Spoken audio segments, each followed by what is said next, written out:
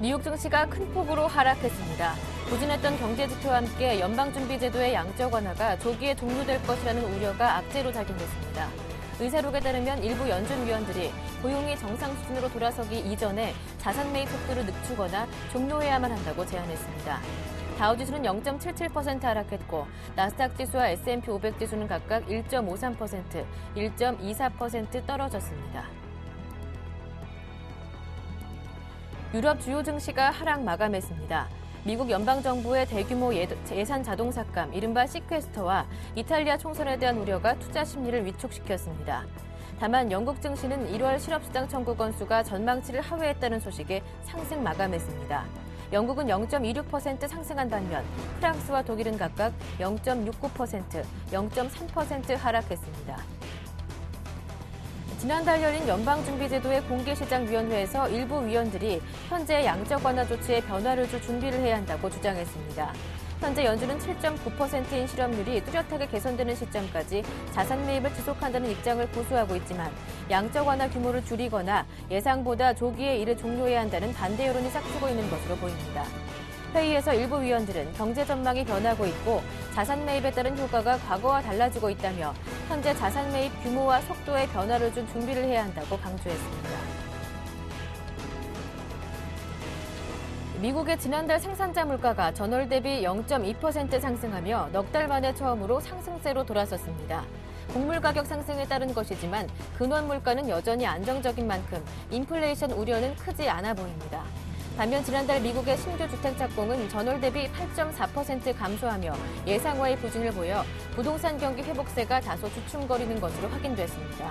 다만 그 선행 지표가 되는 건축 허가 건수는 4년 7개월 만에 최고치를 기록하며 견조한 흐름은 이어질 것으로 예상되고 있습니다. 유로존 경제가 회복세를 타기 시작하면서 가계의 경기 기대감도 개선세를 이어가고 있습니다. 유로존 17개 회원국들의 2월 소비자 신뢰지수 잠정치가 마이너스 23.6을 기록했습니다. 이는 시장에서 예상했던 마이너스 23.2에는 다소 못 미쳤지만 전월보다는 개선된 것입니다. 특히 이는 최근 7개월 만에 가장 높은 수준으로 향후 소비 회복 기대감도 커지고 있습니다. 아울러 EU의 2월 소비자 신뢰지수도 마이너스 21.6으로 전월보다 소폭 개선됐습니다. 마리아노 라호이 스페인 총리가 조만간 젊은 층의 일자리 확충과 중소기업 세금 부담을 줄이기 위한 새로운 재정 개혁 방안을 발표하기로 했습니다. 지난 2011년 12월 취임 이후 첫 국정연설에 나선 라호이 총리는 지난해 국내 총생산 대비 정부 재정 적자 비율은 당초 목표했던 6.3%에 못 미쳤지만 7% 이하로는 유지했다며 스페인 경제를 개혁으로 이끄는 노력은 결코 늦추지 않을 것이라고 밝혔습니다. 또한 대중들의 반발에도 불구하고 노동시장과 금융 시스템, 정부 자금 조달에 대한 험난한 개혁을 충실히 이행함으로써 재정 적자 감축이라는 대원칙도 철저하게 지키겠다고 의회에 약속했습니다.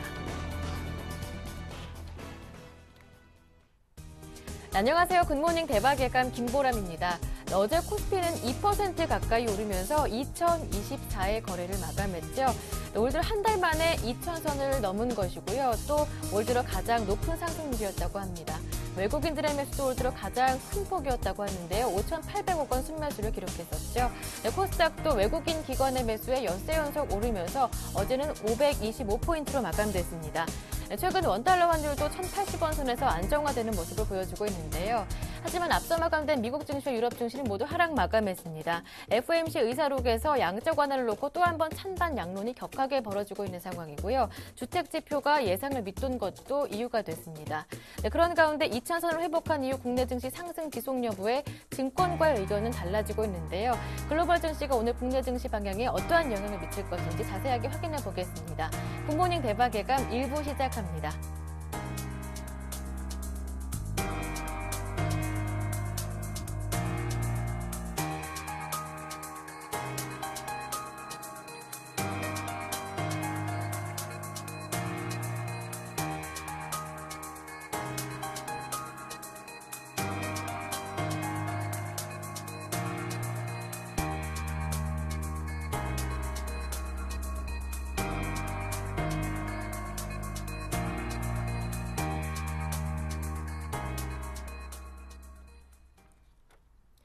네, 첫 번째 순서는 제갈공명의 글로벌 증시와 야간 선물 따라잡기 순서인데요. 전화 연결해 보겠습니다. 제갈공명 한영섭 전문위원과 함께합니다. 안녕하세요. 네, 안녕하십니까. 제가 육공매입니다. 네, 앞서 미국 증시 하락 마감했는데요. 자세한 내용 들어보겠습니다. 네, 조금 전에 마감한 미국 증시는 모처럼 큰 폭으로 조정을 보였습니다. 다우지수는 13,927까지 108포인트 하락하였고, 나스닥 종합지수는 3,164까지 49, S&P 500은 1,511포인트까지 18포인트 하락하였습니다.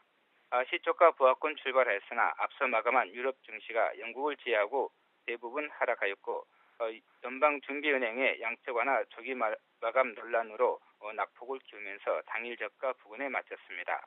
다우지수가 모처럼 100포인트 이상 하락하고 나스닥과 S&P 500 지수는 1% 이상 동반 하락하며 상승장에 제동이 걸렸습니다. 투자자들이 양적 완화 조기 마감 논란에 민감하게 반응하며 정고점 돌파 이후 단기 급등에 대한 경계 심리가 발동하면서 쉬어가는 분위기가 연출되었습니다. 지난달 FOMC 회의록이 공개되었는데 많은 참석자들이 양적 완화에 대한 속도 조절이 필요하고 기존 양적 완화 프로그램을 조기에 종료하거나 축소해야 한다고 주장하였고, 주택경기의 선행지표인 1월 건축 허가 건수가 92만 5천 채로 4년 반 만에 최고치로 경기회복 기대감을 키웠으나 1월 주택 착공 실적은 전월 대비 8.5% 감소한 89만 채로 12월 97만 3천 건, 전망치 92만 건을 하회해 우려감을 키웠습니다. 또한 1월 생산자 물가지수는 0.2% 상승해 시장 전망치 0.3% 상승을 하회했지만 4개월 만에 상승세를 나타냈습니다. 141개 업종 가운데 금융, 철강, 건설 등 124개 업종이 하락해 일본 관련 업종의 상승을 제외하고는 상승한 업종을 찾기 어려웠고, 업종 하락률도 87%로 대부분 업종이 하락하였습니다. 종목별로는 다우 30종목 중 23개, 나스닥 100종목 중 90개, S&P 500 종목 중 433개 종목이 하락해 주요 종목 하락률이 80에서 90%에 달해 지수 하락폭보다는 시장 분위기는 싸늘하여 투자자들이 양적 완화 조기 종료 마감에 민감하게 반응하였습니다. 제일시페니가 2.96% 상승하고 머크, 버라이존 커뮤니케이션, 올마트, 보잉, 텔컴부터 필립 모리스, DT 에너지 등이 상승하였습니다. 반면 애플이 2.42% 하락하고 뱅크 오브 아메리카가 3.2%, 대표 모간이 1.7%, 마이크론이 2.96% 하락하며 금융, 철강, IT 업종 중심으로 낙폭이 컸습니다. 미국 유럽 증시 투자 전략은 하루 이틀 관망이 필요한 시점으로 보입니다.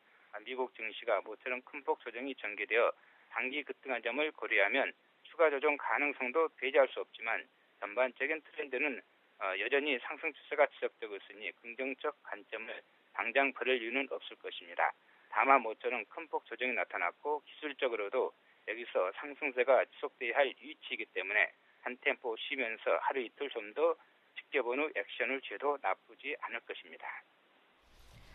네, 뉴욕 증시 마감 소식부터 자세하게 들어봤고요. 이어서 야간 선물 마감 상황도 짚어보겠습니다. 네, 새벽에 마감한 야간 선물 시장은 정강 후약으로 주간 시장 대비해서 1.05포인트 하락한 267.80에 마쳤습니다. 고점 269.25, 저점 267.70으로 1.5포인트 범위 내에서 움직였습니다. 거래량은 18,396계약으로 이틀 연속 증가했지만 활발하지는 못했습니다. 주간시장의 영향으로 시초가 상승 출발했으나 경계 매물 추세에 269.25를 고점으로 자정까지 조금 박스권이 지속되다 이 증시가 정강 후약으로 하락하자 자정 이후 1% 이상 하락해 당일 저가 부근에 마감하였습니다.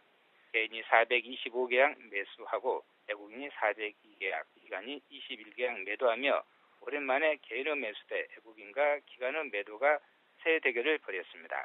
개인은 장중 700계약 이상 매수하다 수량을 줄였고 외국인은 장중 800계약 가까이 매도하다 수량을 줄였으며 기관은 장중 내내 소폭 매수하며 관망하다 장막판 매도로 전환하였습니다.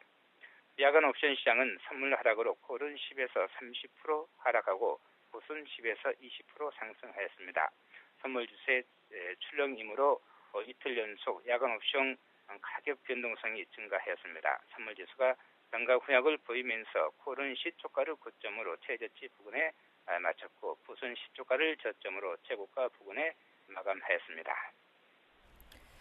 네, 국내 증시 하락 출발이 예상되는데요. 그렇다면 국내 증시 오늘 전망과 함께 선물옵션 시장 전략까지 모두 들어보겠습니다.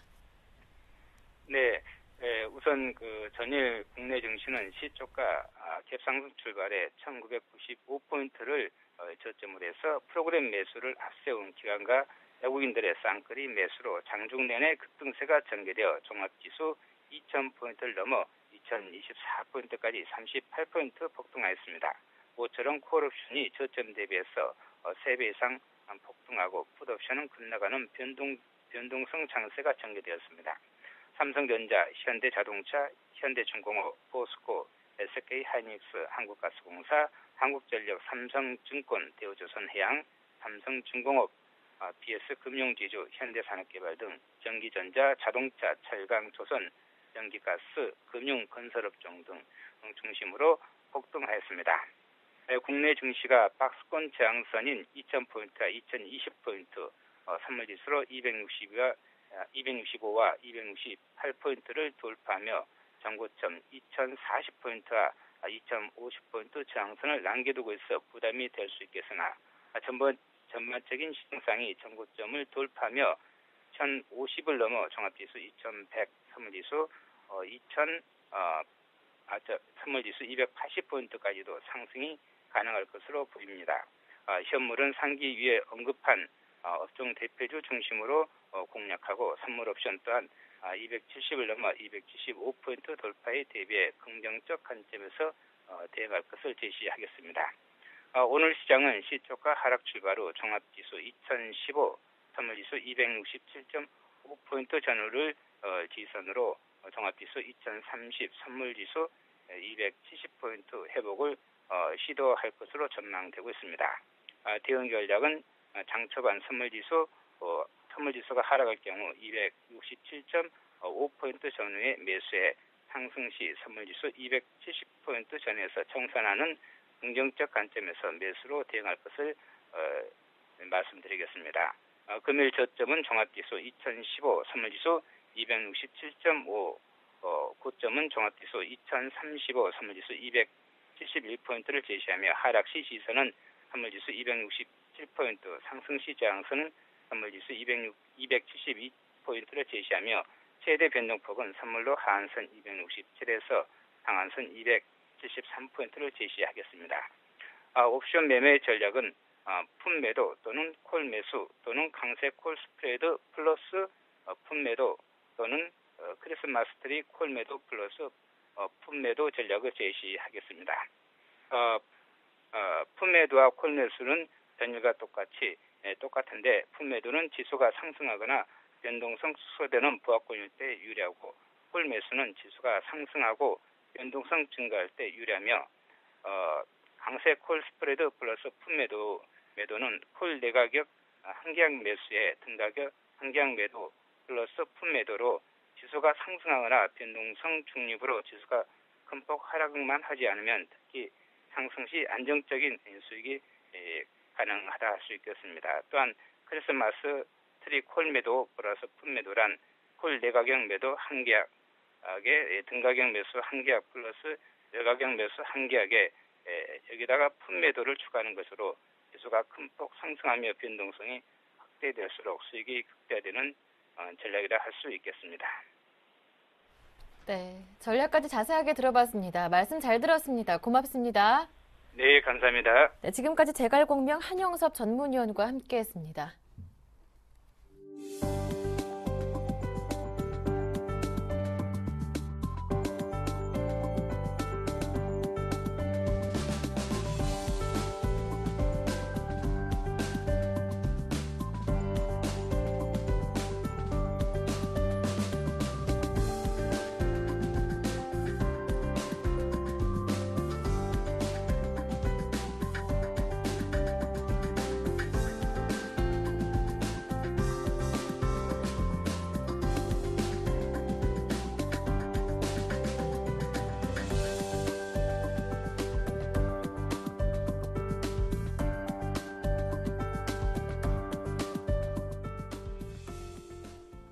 네, 이어서 글로벌 증시 주요 이슈를 짚어보겠습니다. 오늘도 레이크쇼어 인베스터스의 이현민 이사님과 함께합니다.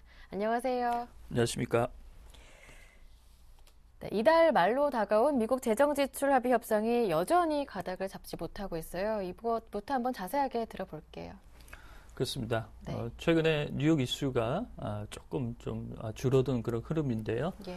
오늘 그 시퀘스터 문제와 관련된 내용 중점적으로 좀 말씀을 드리겠습니다.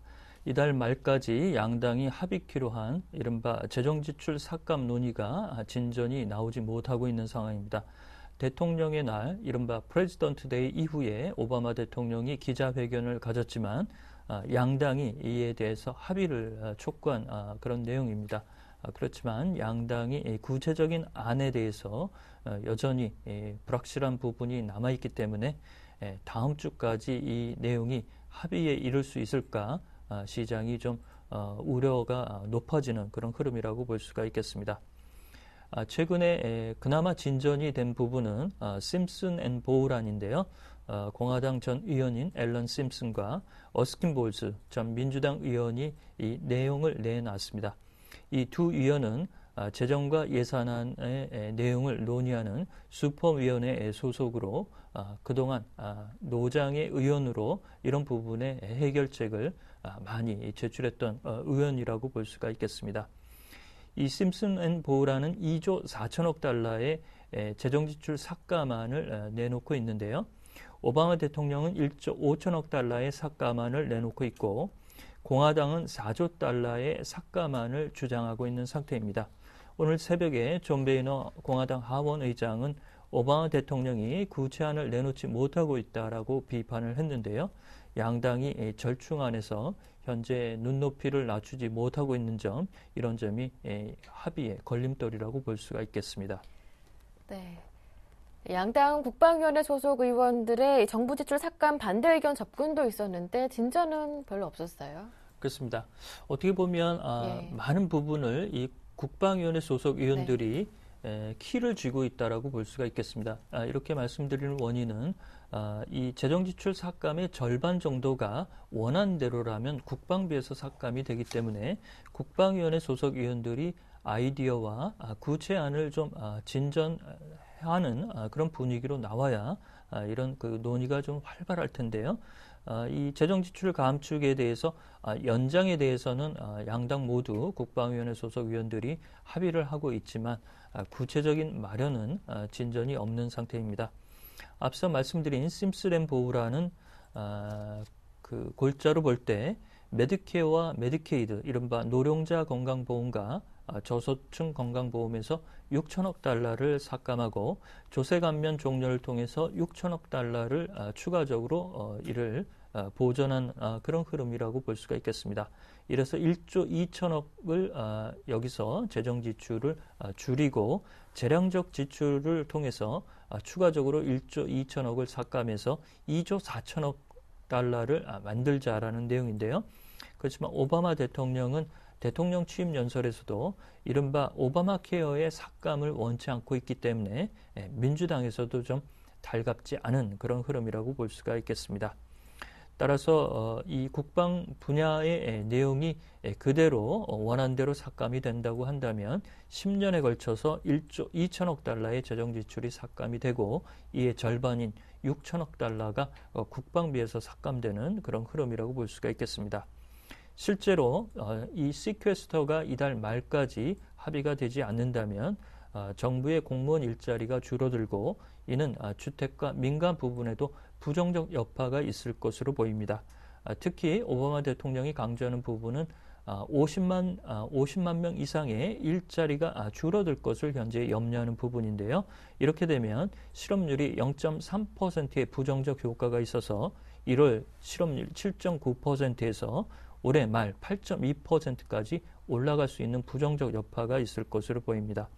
최근 크레딧 스위스는 이 시퀘스터 합의가 불발될 경우 미 경제의 부정적 여파로 올해 경제 성장률이 1.5% 성장하는 데 그칠 것이라는 다소 암울한 전망도 추가적으로 좀 덧붙일 수가 있겠습니다.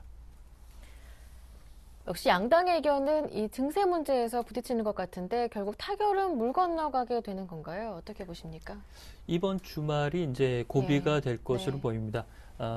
이렇게 말씀을 드리는 부분은 다음 주 말이 주말이 끼어 있지 않기 때문에 이번 주말에 양당의 내용과 오바마 대통령의 백악관 논의 이런 부분에서 윤곽을 찾지 못하면 추가적으로 회기가 시작되는 25일부터 28일까지는 나흘밖에 시간이 없는 상태입니다. 이렇게 되면 추가적으로 시퀘스터 연장이 불발이 되고 5월까지 내지는 회기의 결산월 마감일 시점인 9월까지 임시 방편으로 연장하는 부분에 절충안이 나올 수 있는 가능성도 있을 것으로 보입니다. 만약에 이 시퀘스터가 5월 연장이나 9월까지 연장이 되지 못하고 그대로 이게 시행이 3월 1일부터 시행이 된다고 한다면 3월 들어서 다시 양당이 이에 대해서 절충안을 마련할 수 있는 부분도 남아 있다라고 볼 수가 있겠습니다.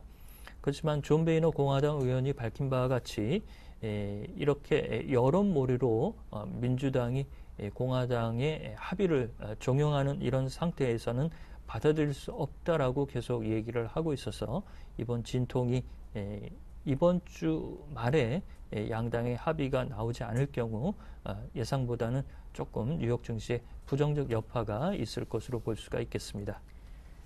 네, 한편 지난달 1월 FOMC 의사록이 공개됐는데 이 출구 전략을 일부 제기한 의원도 있었어요. 그렇습니다. 오늘 뉴욕 증시가 이 연방시장위의 FOMC 의사록 때문에 좀 좋지 않았는데요. 일부 위원들이 출구 전략의 조기 가동 여부 이런 부분에 검토를 해야 된다는 이견이 좀 많이 나왔습니다. 네. 지난달 29일과 30일 날 FOMC 의사록을 오늘 새벽에 이제 공개가 됐는데요. 그렇지만 그동안 자넷 옐런 FRB 부의장은 버냉키 의장보다도 강력하게 양적 완화 카드의 지지 의사를 밝힌 바가 있습니다. 이번 내용에서는 일부 소수 몇몇 위원들이 양적 완화의 조기 필요성을 언급했다라는 내용이 나오고 있는데 다수 위원들은 양적 완화의 경기 부양에 대해서 찬성표를 보인 것으로 읽혀지고 있습니다.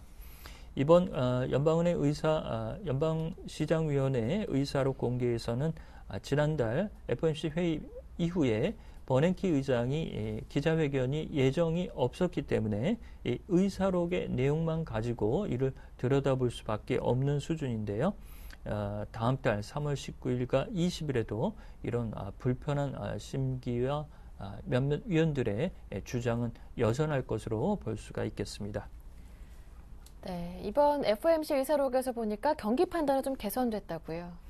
그렇습니다. 그렇지만 아주 진전된 형태에 대해서 긍정적인 그 코멘트가 시장에 미칠 만큼 긍정적으로 나오지는 못했습니다. 경기가 확장 국면에서 완만한 상승세를 유지하고 있다는 문구를 그대로 유지를 했습니다. 12월 경기보다는 경기 판단을 조금 더 상향한 내용이라고 볼 수가 있겠는데요.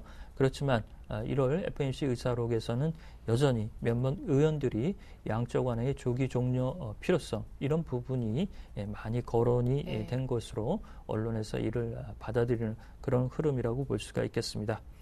연준은 양적 완화 카드 실업률 목표치 6.5%, 인플레이션 목표치 2.5%가 넘어서지 않을 때까지 제로금리 수준의 내용을 유지한다라는 부분에 변동이 없는 상태입니다.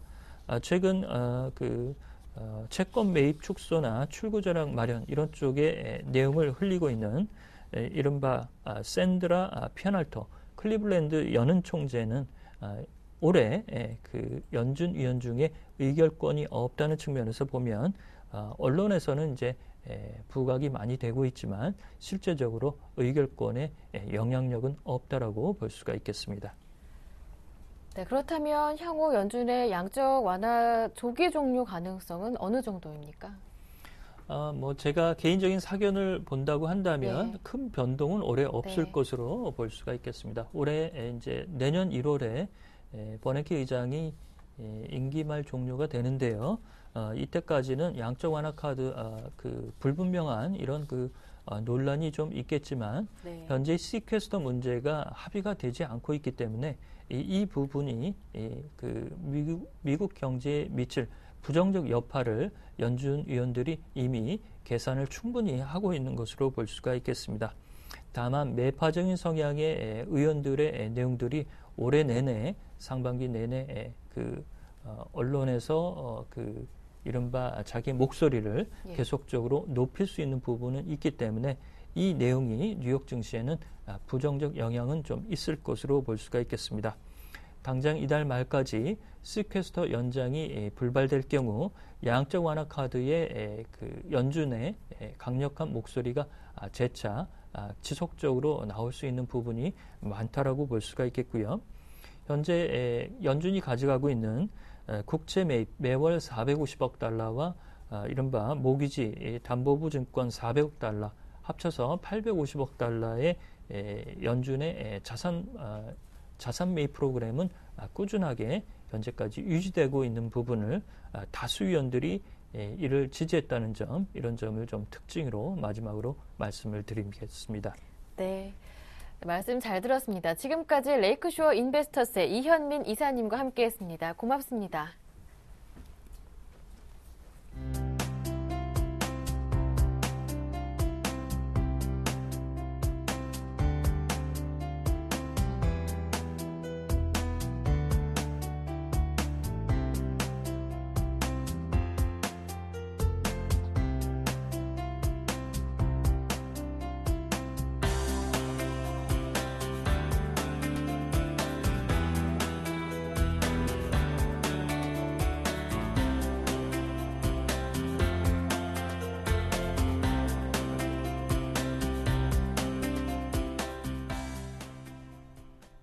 네, 이어서 오늘장 전략을 세워보겠습니다. YG 인베스트의 심기원 대표님 옆에 모셨습니다. 안녕하세요. 안녕하십니까.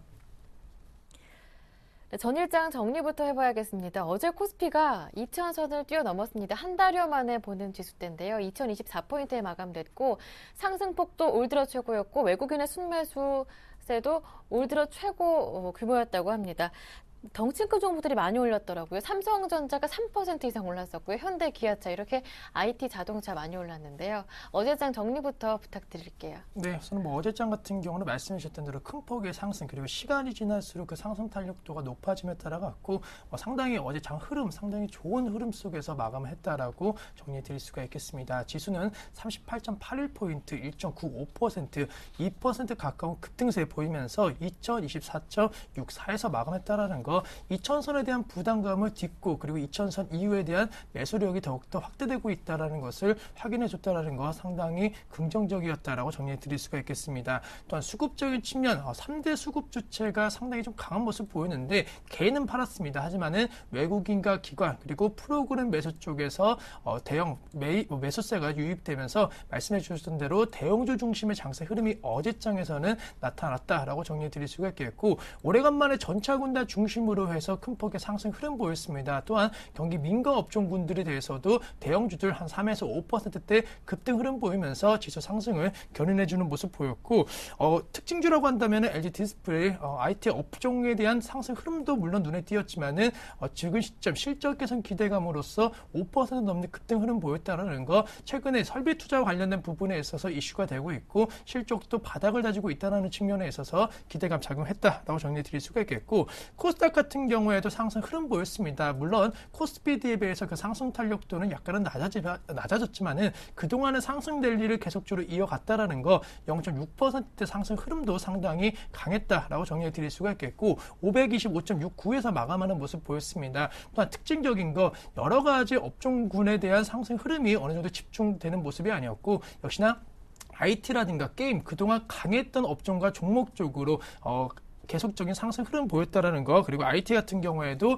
여태까지 52주 신고가 관련된 부분 종목군들이 두 자릿수 넘는 상승 흐름도 보였다라는 측면에 있어서 코스닥 시장에 대한 상승 흐름 역시나 몇몇 종목과 종목 쪽으로 집중되면서 이끌어주고 있다라는 거, 코스피와는 다르게 확실하게 지금 주도 업종으로서의 역할을 해주고 있는 종목군들이 있었다라고 정리해드리겠고, 특징주 말씀드리면은 뭐 김종원 장관 내정자 관련주들도 급등하는 모습 보였습니다. 또한 하락 종목 같은 경우에는 JW 중해신약 같은 경우에 국민건강보험공단으로부터의 피소 관련된 소식에 의해서 하락세 보였다라는 거, 뭐 전체적으로 장 흐름이 약간은 이슈와 모멘텀 그리고 수급이 집중되고 있는 종목 쪽으로 어제장 큰 폭의 상승 랠리 보였다라고 다시 한번 정리해드리도록 하겠습니다.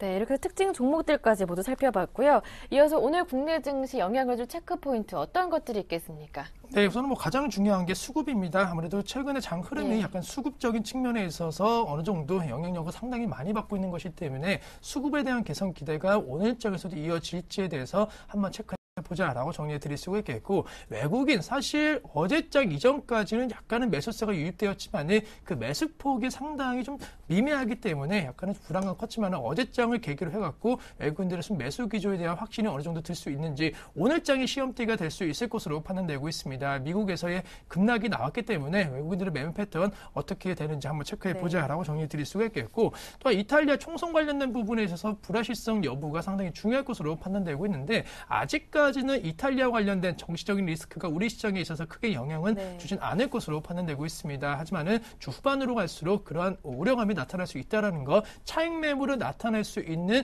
주요 원인으로 작용할 수 있다라는 것은 체크를 하자라고 정리해 드릴 수가 있겠고, 전일장 아무래도 2% 넘는 급등세 그리고 2020포인트까지 넘는 상승 흐름 보였기 때문에 뭐 펀드 환매라든가 약간은 우려감, 급등했다는 우려감도 나올 수 있다라는 측면 한 번쯤 고려하자라고 정리해 드리겠고, 무엇보다 가장 중요한 거, 우리 시장 이렇게 강할 수 있었던 것이 환율 시장의 변동폭이 상당히 낮아졌다라는 겁니다. 예측이 어려웠던 환율 시장에 대한 어느 정도 변동폭이 낮아지면서 시장이 안정화되었다는 거, 다시 한번 환율 시장의 변동폭이 확대된다고 한다면은 시장에 우려감 나올 수 있기 때문에 그러한 점 체크해 보자라고 정리해 드리도록 하겠습니다.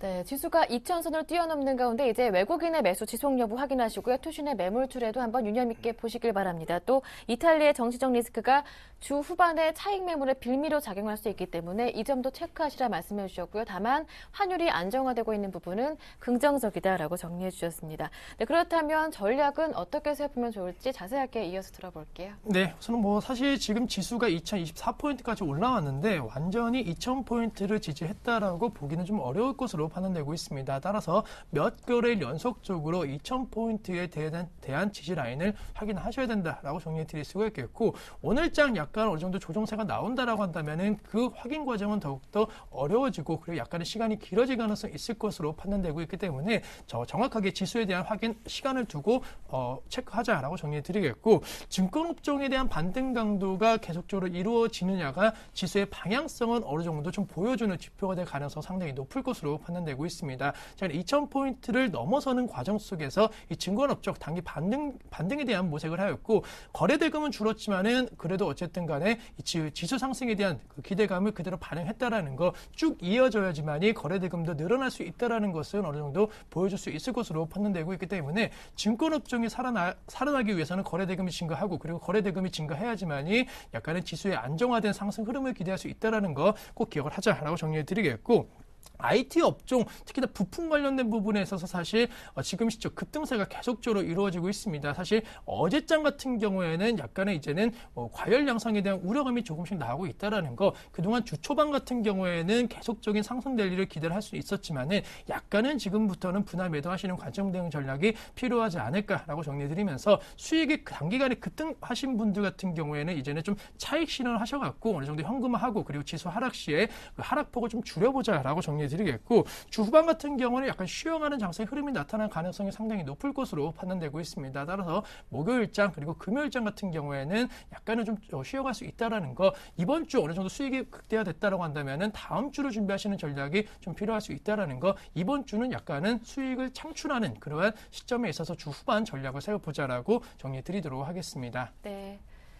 네, IT 부품주 같은 경우에는 이제 과열 양상을 보이는 것으로 보이기 때문에 일단 수익은 조금씩 챙기시는 게 좋겠다라는 말씀이시고요. 지금 신규 접근도 조금은 위험하지 않을까 당연히 이렇게 보시는 것 같습니다. 마지막으로 오늘장 관심 종목 들어볼게요. 어떤 종목인가요? 네, 우선 뭐 경기 민감 업종군들의 급등세 보이고 있기 때문에 그러한 종목 쪽으로 관심 가지셔야라고 말씀드릴 수는 있겠지만 앞서 말씀드린 대로 약간의 조정 양상 나타날 수 있다라는 거, 그리고 지금은 수익을 내신 분들은 수익 챙기시고 만약에 수익을 못 내셔갖고 소외되셨다라고 한다면은 약간은 기다리시는 전략, 다시 한번 기회를 잡으시려고 하는 기다림이 필요하다라고 정리해드리겠고, 관심 종목은 그래서 약간은 경기 방어업종군인 AVCNC에 대해서 관심을 갖자라고 정리해드릴 수가 있겠습니다. 따라서 AVCNC 이유에 대해서는 지금 시점 상승보다는 약간 하락을 방어하는 입장에 있어서 먼저 큰 그림을 그리자라고 정리해드리겠고, 그래도 왜 AVCNC냐? 아무래도 저가 화장품에 대한 인식이 상당히 강했습니다. 하지만 최근에 공격적인 마케팅 그리고 광고를 통해 갖고 지금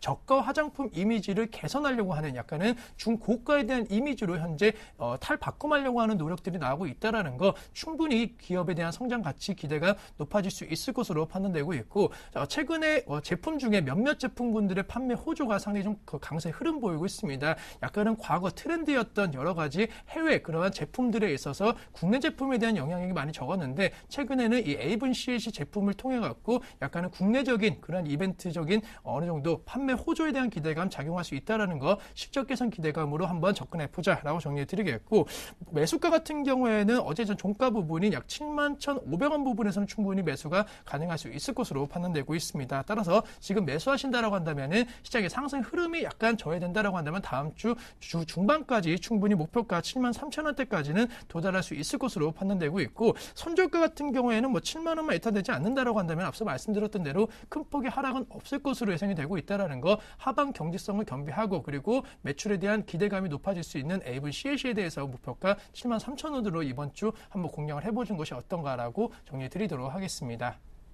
네, 일주일 동안 공략해볼 만한 종목으로 AVCNC 들고 오셨는데요. 단기 1차 목표가로 73,000원 주셨습니다. 참고하시길 바랍니다. 네, 지금까지 YG인베스트의 심규환 대표님과 함께했습니다. 말씀 잘 들었습니다. 고맙습니다.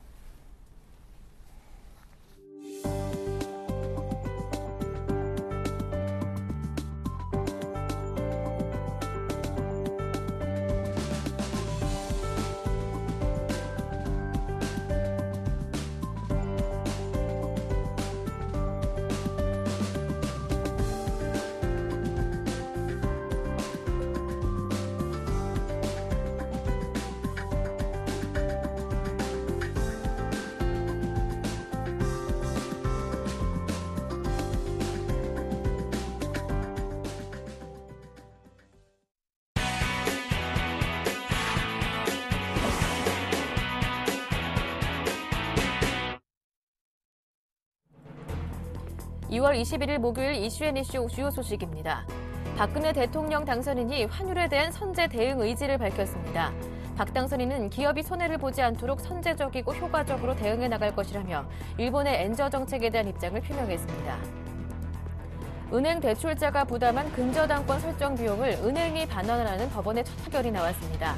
이는 은행이 근저당권 설정비를 반환할 의무가 없다는 기존 판결을 뒤집은 것으로 은행을 상대로 고객이 승소한 것은 이번이 처음입니다. 공정거래위원회가 대형마트의 불공정거래 행위에 대한 조사에 나섰습니다. 공정위는 식음료 업체들의 대형마트 거래 담당 부서를 조사했으며 대형마트 납품 가격과 가격 논의 과정 등을 집중적으로 살펴본 것으로 알려졌습니다. 지난 주말 대형 가전 양판점인 하이마트 매장에 18만 4천 원짜리 갤럭시 S3가 등장했습니다.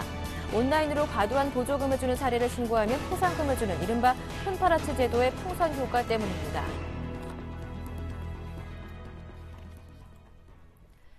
네, 국내외 주요 경제 이슈를 살펴보는 이슈앤이슈 순서입니다. 오늘은 서울경제신문 서은영 기자 모셨습니다. 안녕하세요. 안녕하세요. 엔화 약세 우려가 차츰 줄어들면서 어제 코스피는 한 달여 만에 2,000선을 다시 봤습니다. 어제 박근혜 대통령 당선인이 환율 안정을 강조하는 것으로 알려졌는데요. 환율 급락에 따른 우리 기업들의 피해를 좌시하지 않겠다라고 밝혔다고 하는데 자세한 내용은 어떤지 들어보겠습니다. 네, 박 당선인은 어제 한국무역협회와 한국경영자총협회를 잇따라 방문해 환율 안정이 굉장히 중요하다면서 기업들이 손해보지 않도록 선제적이고 효과적으로 대응하겠다 이렇게 밝혔습니다. 미국의 일본 등이 양적 완화 정책을 펼치는 한편 인위적인 통화 가치 하락을 유도하면서 국내 기업들의 수출 경쟁력이 떨어지고 있는 만큼 선제에 대응하겠다는 강력한 메시지를 국제 금융시장에 전달하는 겁니다. 외환시장 관계자들은 차기 대통령이 직접 나서서 이례적으로 강력한 구두 경고를 던진 만큼 환투기 심리가 급격히 위축될 것으로 내다봤습니다. 정부 교체기에 일시적인 행정 공백을 노린 이른바 환율 레임덕을 차단하겠다는 의지가 엿보이기 때문인데요. 이제 남은 것은 박 당선인의 구두 경고 이후 외환당국이 구체적으로 실력 행사에 나서느냐 여부입니다. 박 당선인의 이번 발언에서 좀 세 가지 포인트를 엿볼 수 있는데요. 일단 엔저 문제가 언급됐다는 점, 또 환율 변동에 따른 기업 손해 방지를 약속했다는 점, 또 선제적으로 대응하겠다는 점입니다. 특히 엔저 문제가 언급됐다는 점은 환율 자위권 발동을 예고하는 메시지일 수 있다는 분석이 나오는데요. 금리 인하가 있을 수 있겠고요. 그리고 또 토빈세 도입을 통한 투기자본을 막는 그런 조치들이 예상이 되고 있습니다. 네, 다음 소식입니다. 주택담보대출을 받을 때 대출자들이 부담한 근저당권 설정비를 은행이 돌려줘야 한다는 첫 판결이 나왔습니다. 시중은행을 상대로 한 고객들의 줄 소송이 이어질지 주목되고 있는데요. 자세한 내용 들어보겠습니다. 네, 지난해 말에도 이와 유사한 소송이 있었는데요. 그 당시에는 일단 은행 고객들이 모두 패소했습니다. 이번 판결은 좀 달랐습니다. 서울중앙지법 민사 15 단독부는 장모 씨가 신한은행을 상대로 제기한 주택담보대출 근저당 설정비 반환 소송 1심 판결에서 원고 승소 판결했는데요. 법원은 이번 원고 승소 판결에서 장 씨가 설정비를 부담하기로 개별 약정했다는 증거가 없고 관련 법령을 종합할 때 설정비는 은행 부담이 맞는데도 고객이 부담한 것이므로 부당이득이 성립한다 이렇게 판단을 했습니다. 과거 판결하고는 아무래도 좀 초점에서 좀 차이가 있었는데요. 아무래도 원고 측 법무법인 태산 얘기를 좀 들어보면 과거 원고 패소가 잇따랐던 것은 원고 숫자가 많았기 때문에 그 당시에는 증거조사가 제대로 이루어지지 않았던 것이다 이런 지적인데요. 결국은 계약서상에 고객이 부담하도록 합의했다는 결정적 증거가 없는 경우라면 은행이 부담하는 게 맞다는 것이 법원의 판단이고 또 다른 고객들도 개별적인 사례로 접근해서 이 사실을 입증한다면 이길 가능성이 충분하다는 겁니다. 네, 그렇다면 은행의 입장으로서는 또다시 근저당 설정비 소송으로 또 골머리를 앓을 가능성이 높아졌는데요. 네, 아무래도 당장 계약서 확인을 요구하는 고객들이 늘어날 수 있겠고요. 이번 판결을 계기로 소송에 참여하려는 고객도 많을 것으로 예상됩니다. 관례로 볼 때 은행들이 계약서상에 고객의 근저당 설정 비용 부담을 명시했거나 충분히 사전에 합의했음을 증명하기는 쉽지 않을 것으로 보이는데요. 가뜩이나 저금리로 몸살을 앓는 은행으로서는 공신력 추락과 함께 대규모 소송전에 휘말릴 수도 있습니다. 이와 관련해서 금융소비자연맹은 지난 10년간 은행이 대출자에게 전가한 근저당 설정비와 관련한 소비자 피해액이 10조 원에 육박하는 것으로 분석하고 있습니다. 다음 소식입니다. 공정거래위원회의 칼날이 정확히 대형 유통업체를 조준하는 모양입니다. 지난 18일부터 오늘까지 공정위가 대형 유통업체에 납품하는 식품업체에 대한 대대적인 직권조사에 나섰다고 하는데요. 대형마트의 불공정거래 행위 적발이 그 목적이라고 합니다. 자세한 내용 들어볼게요. 네, 공정위와 식품업계에 따르면 지난 18일부터 식품업체 10여 곳을 대상으로 직권조사가 벌여지고 있는데요. 조사 대상에는 혜태제과, 오리온, 대상, 롯데제과, 동서식품, 해표, 풀무원, 사조, 남양유업 등이 포함된 것으로 전해졌습니다. 조사 주체는 대중소기업 간 불공정 거래 행위와 불공정 하도급 거래 행위 조사와 규제를 담당하는 공정위 기업협력국입니다. 공정위는 식품업체를 대상으로 대형마트와의 거래 내용을 집중 조사한 것으로 알려졌습니다. 공정위는 지난 2011년부터 아무래도 좀 대형마트 불공정 거래 행위를 차단하기 위해서 전방위적인 압박을 벌여왔죠. 그렇다 보니 아무래도 이번 조사 자체가 대형마트를 정조준하고 있는 것이 아니냐 이런 분석들이 나오고 있는 겁니다. 대형마트에 대한 공정위의 대규모 과징금 부과가 임박한 것이 아니냐는 분석도 있는데요.